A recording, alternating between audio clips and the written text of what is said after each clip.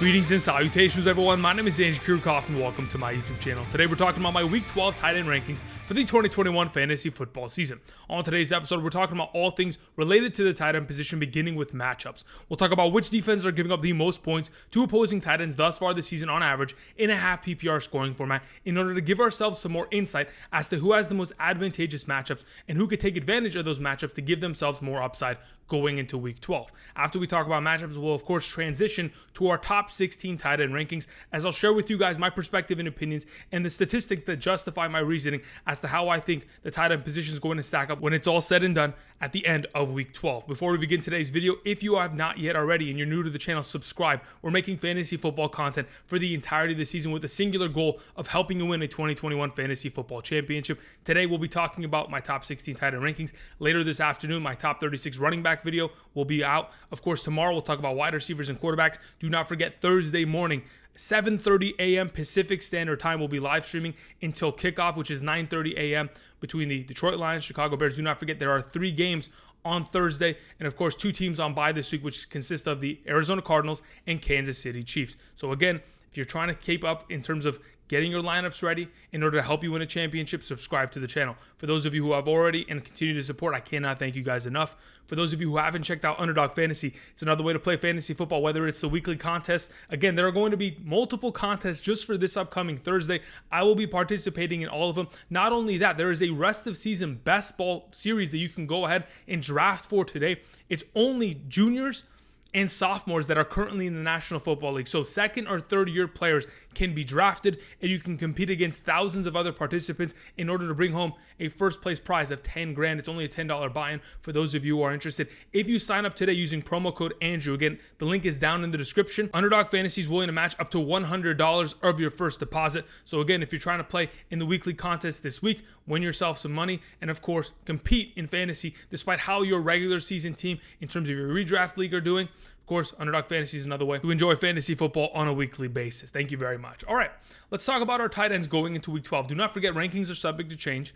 Let's get into the matchup portion of today's video. Of course, typically, we have a combination of the quarterback and tight ends in a singular video per week, but I wanted to go ahead and separate them, give themselves their singular love.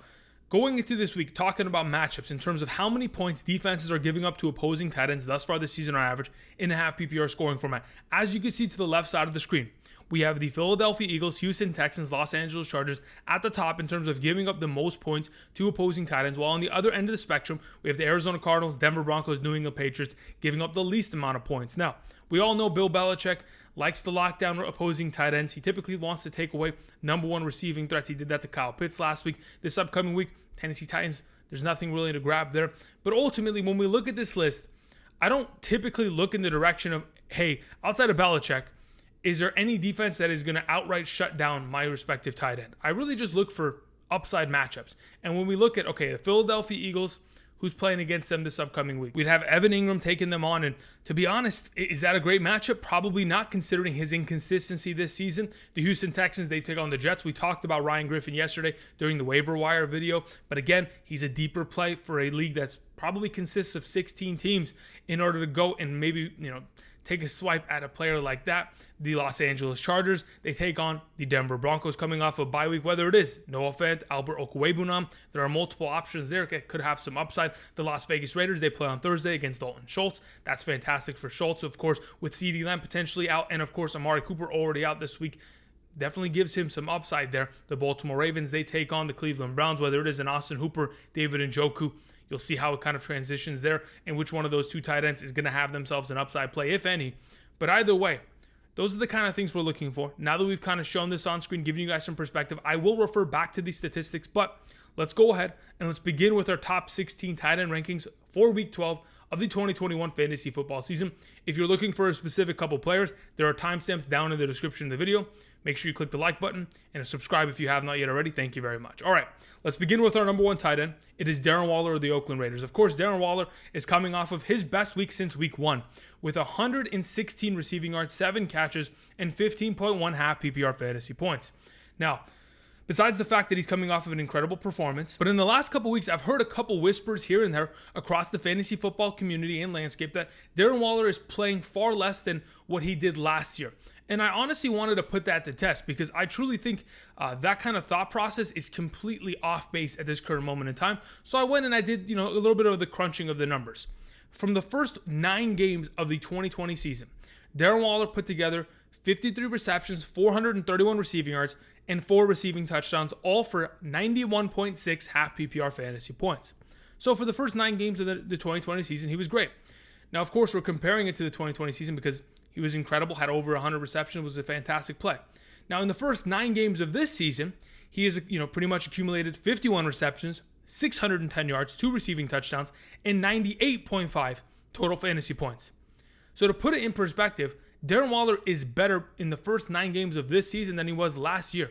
And yes, he's missed a week already this season, but I don't want to hear the narrative that Darren Waller is a lesser play than he was in years past. He only got hot at the back end of the season, especially against that Jets matchup where he went for an incredible amount of stats last season in 2020, and then it started to flow on. Hopefully, this can be something of that kind of week. I mean, the Dallas Cowboys are giving up the 8th most points to opposing tight ends.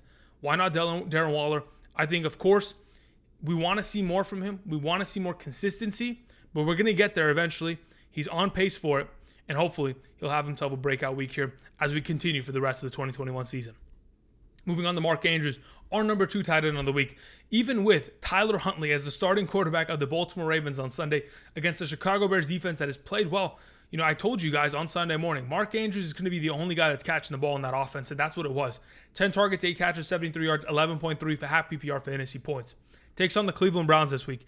That entire team as a whole is in shambles, and I really do think that the offense not being up to par certainly does affect their overall defense on a weekly basis. That being said, when Mark Andrews plays against the Cleveland Browns, he finds a lot of success, and he's done that for the last 2 seasons. From 2019 through 2020, Mark Andrews has put up 4 performances of over 10 fantasy points, and they've consisted of 5 catches, 78 yards, 10 fantasy points, 5 catches, 58, 2 touchdowns, 20 fantasy points, 6 catches, 93, 2 touchdowns, 24.3 fantasy points, 4 catches, 31 and a touchdown for 11.1 fantasy points. The last 4 games he's played against Cleveland, he has played extremely well. Regardless of who's at the quarterback position, in my opinion, Mark Andrews is a must-play. Moving on to George Kittle. Now, the stat that I wanted to first and foremost mention is that George Kittle has scored touchdowns in 3 consecutive weeks. Never has he done that in his entire NFL career. And I really want to go ahead and make that be known because you have to understand that George Kittle typically isn't a red zone threat for this offense. In his seasons past, even in his best overall career seasons, whether it's 2018, he never has really had a high upside of total touchdowns. So do not expect him to be scoring touchdowns every given week. Of course, the yardage and receptions are going to have to be his moneymaker going forward because touchdowns are extremely, I'd say, volatile and inconsistent, especially in offenses as such with the 49ers. So for right now, of course, we're firing up George Kittle in every sort of capacity, especially considering, he's playing against the Minnesota Vikings. We saw Josiah DeGuara, of course, score himself a touchdown there. We've seen George Kittle in the last couple weeks catch the eye of Jimmy G down in the red zone. And as long as that is going to be a consistent part of this offense, then of course he's going to be an automatic play. But do not rely upon those touchdowns because eventually they will disappear. Moving on to Kyle Pitts, number 4. Like I mentioned earlier, he got Belichick last week. He was completely shut down. And that kind of treatment obviously has to do with the fact that there was no Calvin Ridley or Cordero Patterson in that game. That being said, this upcoming week takes on the Jacksonville Jaguars, of course, like I just mentioned with the player prior. George Kittle had himself a good week, 4 catches, 34, and a touchdown against Jacksonville. A couple weeks prior, Mike Gesicki, 8 catches for 115 against that defense. CJ Uzomah earlier this season, 5 catches, 95, and 2 touchdowns. There have been multiple performances against this Jacksonville defense that have proven that, of course, tight ends can find success against this defense. And though they've been playing a lot better defensively and as a team, the Jacksonville Jaguars defense can definitely be exposed, especially by such a great overall prospect like Kyle Pitts. I think he's a great play. And especially if, in fact, he's going to be the only receiving option on this team once again, if Cordero Patterson is going to miss, I think his upside continues to just rise and rise every single week, as long as he's not playing against a Bill Belichick-led defense. Moving on to Dalton Schultz, number 5. Dalton Schultz plays against the Las Vegas Raiders, the 4th easiest matchup at the tight end position. And I want to first and foremost mention this is besides the fact that Dalton Schultz got to catching the ball 6 times, 8 targets last week for 53 yards and 8.3 fantasy points. I mean, this Las Vegas Raiders matchup might be the easiest amongst the league based on the last couple performances that we've seen against their respective defense. Of course, Travis Kelce, 8 catches, 119 yards. Evan Ingham, 3 catches, 38 and a touchdown. Dallas Goedert, 3 for 70. Fant, 9 catches, 97 and a touchdown. The Los Angeles Chargers trio of tight ends, whether it was Anderson, Parham, or Cook, they combined for 9 catches, 121 and 2 touchdowns against that defense. Mike Gesicki earlier this season, 10 catches, 86. Of course, Dalton Schultz is going to be a huge part of this offense with CeeDee Lamb potentially out with a concussion. And of course, Amari Cooper missing another consecutive week. If that's going to be the case, Dalton Schultz, a huge part of this offense, is going to have himself a very easy matchup on hand. Moving on, we have TJ Hockenson. Now, regardless of whether it's going to be Jared Goff or Tim Boyle, I think it's going to be Jared Goff because from what we've heard via the rumor mill, he is healthier than he was last week. He's still dealing with the oblique injury, but he's most likely going to play on Thursday. Taking on the Chicago Bears shouldn't really be something that we're worried about, mainly because just recently, Mark Andrews, 8 catches, 73 yards. Pat Freiermuth, 5 catches, 43 yards, 2 touchdowns. The Chicago Bears defense has given up a fair amount of points to respective opposing tight ends. And when we talk about what TJ Hawkinson's done in the past, I mean, going back to 2020 against this team, put up 2 great performances, 7 catches for 84 for 11.9 fantasy points, and then 5 catches, 56 and a touchdown for 14.1 fantasy points. There's a lot of potential here for TJ Hockenson as long as the quarterback position is continuing to look in his direction, similar to last week. I mean, again, he had 8 total targets last week. As long as those numbers are going in his direction, of course, his ceiling continues to rise. He's always going to have red zone upside, and that is why TJ Hockenson is number 6. Moving on to Pat Freiermuth, our thumbnail for today's video. I think Pat Freiermuth is just sneakily becoming one of these better tight ends in the National Football League, mainly when Ben Roethlisberger is playing. I wanted to go ahead and first and foremost mention this. In the last 4 games that Ben Roethlisberger has been the starting quarterback of the Pittsburgh Steelers, Pat Freiermuth has gotten 27 targets. He's averaged 12.4 half PPR fantasy points and has been incredible. The last time they took on the Cincinnati Bengals was this season in Week 3. And guess what? Pat Freiermuth, 3 catches, 22 yards, and a touchdown. There's been a lot of upside here. Pat Freier's coming off another great week. The Cincinnati Bengals have struggled against the tight end position. I think Pat Freiermuth, a must-play once again, continuing to establish himself as a great overall fantasy prospect off that waiver wire and a solidified tight end 1. Moving on, we have Rob Gronkowski as our number 8. Luckily, Rob Gronkowski played last night, and he played well. I mean, to get himself 10 fantasy points in a week in which we really didn't even know whether he was going to play was fantastic. 71 receiving yards on 6 catches. Now, he takes on the Indianapolis Colts, giving up the 5th most points to opposing tight ends. Just recently, of course, Dawson Knox, 6 catches, 80 yards. Dan Arnold, 5 catches, 67 yards, a 2-point conversion. We saw Ryan Griffin, 4 catches, 28 and a touchdown. Jeff Swaim, 4 catches, 23 and a touchdown. There have been a lot of performances consecutively against this defense that have, of course, exposed their linebackers and safeties because tight ends are finding a lot of success there, and teams are continuing to focus on that. I think, of course, Tom Brady is going to dissect that, go after the Indianapolis Colts, and Rob Gronkowski is going to have himself a great overall week, and that is why he sits at number 8. Moving on to the second half of the tight end conversation, beginning with Hunter Henry. Now listen, Hunter Henry is probably a must-play for many of us, but I want to kind of put it in perspective. He's coming off a week in which he only had 3.5 fantasy points. Yes, it's unfortunate, but it is the nature of the beast when we talk about a tight end who is so heavily reliant on receiving touchdowns. This season already, he has 33 total receptions. 7 of those receptions are touchdowns. That means 21% of his overall receptions equal a touchdown. 1 out of every 5. That is pretty ridiculous. So we have to put it in perspective. Yes, he scored 7 touchdowns this season. He had 7 weeks in which he scored 7 touchdowns. He's had a level of consistency here that we've kind of gotten comfortable with, but do not get comfortable with touchdowns, especially considering a Tennessee matchup, which of course we know Mike Vrabel and that defense likes to stop opposing tight ends. It could be tough for Hunter Henry, but we're going to hope this man can find himself in the end zone, find himself with a touchdown this week in his stat line. Moving on to Mike Gesicki, our number 10. Mike Gesicki is pretty much in the last 3 weeks averaging about 4 to 5 receptions, about 40 to 50 receiving yards. If you go ahead and just take the max out of that, 5 receptions, 50 yards, he's averaging about 7.5 half PPR fantasy points. Is that great? It's okay. We'll take those numbers because he always has the upside of scoring a touchdown. We've seen it in the last couple weeks. He certainly had the opportunity down in the red zone, and though those opportunities didn't really flourish too much, that's all we're asking for. Give him chances to score touchdowns, and if and when he does, he'll turn that 7.5 fantasy points to 13.5. And that's all we want. So for right now, of course, he's a top 10 tight end as he's consistently been playing at a very high level, and we continue to ride Mike Gesicki. Moving on to Dallas Goedert, our number 11. Now, Dallas Goedert, speaking of touchdown upside, could have had himself a touchdown. On the 15-yard line, runs a little 5-yard out, avoids a couple tackles here and there, falls short of the 1-yard line. Honestly, I thought he rolled into the end zone. Should have had a touchdown there either way. takes on the New York Giants this upcoming week, the 15th easiest matchup. The reason why I wanted to mention them is because last night on Monday Night Football, that Tampa Bay offense took advantage of their tight ends. Of course, Rob Gronkowski, O.J. Howard, Cameron Brate, they all combined for 9 catches and 108 receiving yards against that defense. A couple weeks prior, of course, to their bye week, of course, the New York Giants gave up 7 catches, 92 yards to Darren Waller. There's a lot of potential here in which the tight end position could succeed against this defense. Why not Dallas Goedert? I'm not shying away from it. And I think if he ends up falling into the end zone, last week, he may have even been a higher overall ranking this week in my mind. And when we think about this offense, and of course how much they're focusing on running the ball, Dallas Goedert becomes a little bit of a lesser option with Miles Sanders and of course Jalen Hurts being the number 1 and 2 priority here, then Devonta Smith. Dallas Goedert is probably the 4th option there as he continues to trickle down and kind of fall down the list in terms of priority. Yes, he's getting a good amount of targets, but he obviously is reducing his overall fantasy value. But nothing to where I'm not starting him at this moment. Moving on, we have Noah Fant as our number 12. Coming off the bye week, takes on one of the easiest matchups at the tight end position, taking on the Los Angeles Chargers. I talked about it a little bit earlier. Pat Freiermuth had a great week in that Sunday Night Football game. Not only him, Eric Ebron also scored. So, 7 catches, 35 yards, 2 touchdowns to Pittsburgh tight ends. Not only that, Los Angeles gave up 2 touchdowns to Conklin, gave up 68 yards on 5 catches and a touchdown to Mark Andrews. David Njoku went for 149 yards and a touchdown. Waller, 50 and a touchdown. Kelsey, 104 yards.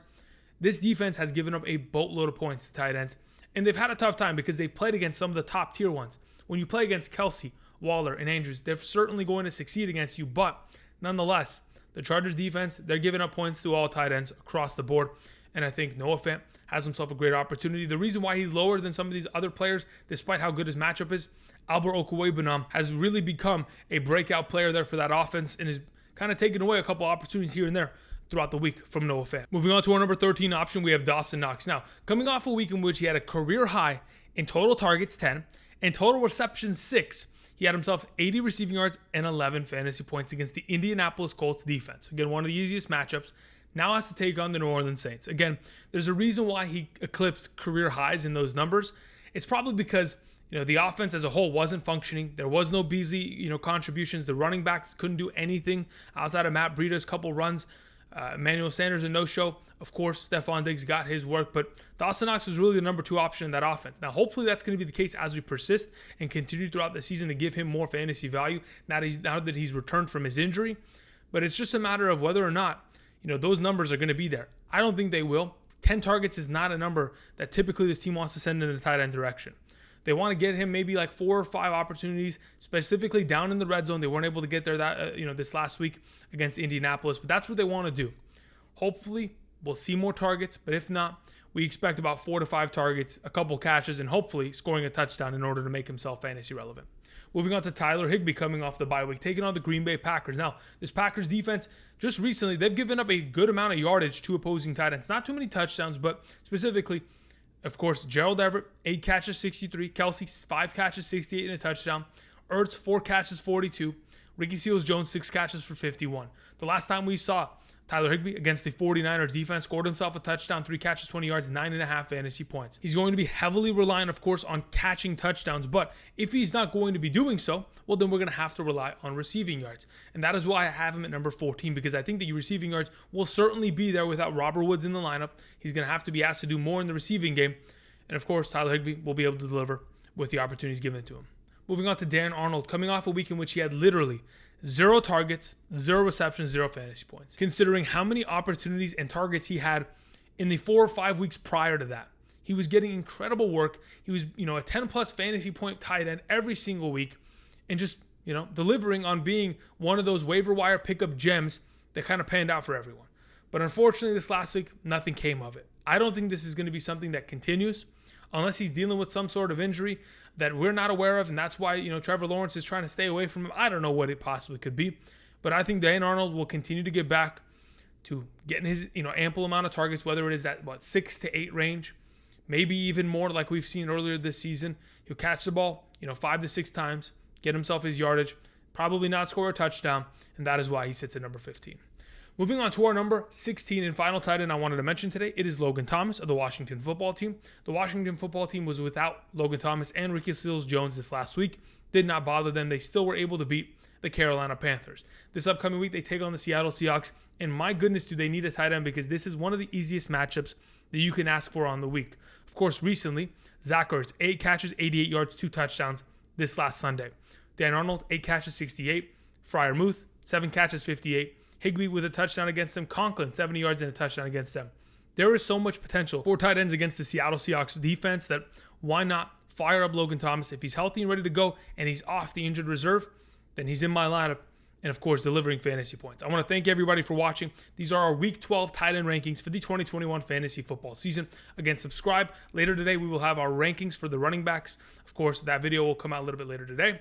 Outside of that, be sure to check out Underdog Fantasy. Sign up today. Use promo code Andrew with your first deposit. Underdog Fantasy is willing to match up to $100. There are multiple contests for this upcoming Thursday. Of course, there's the rest of season sophomore and juniors best ball draft that you can take part of. You can play pick'ems, whether it's the NFL or even the NBA, college football, soccer, NHL. Everything is out there. They're even getting into esports. Guys, there's a lot of fun to be had on Underdog Fantasy. Check that out down in the description. And until next time, later this afternoon, I'll see you guys. Peace.